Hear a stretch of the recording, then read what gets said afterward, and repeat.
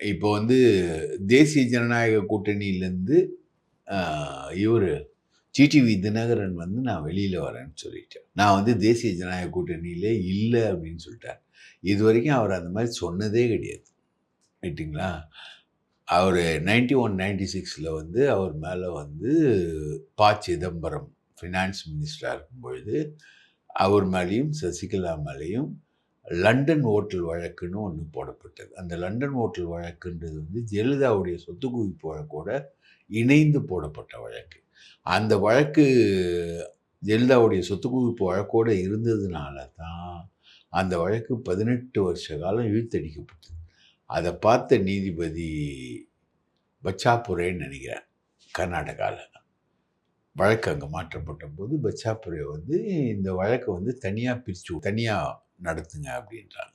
அந்த London hotel வழக்கு என்பது வந்து அந்நிய செலாவணி மோசடி வழக்கு. ஃபெமா வயலேஷன், காஃபி போசா, சோஃபம் போசா இத்தன சட்டப்பிரிவு இருக்கு அதுல. ரைட்டுங்க.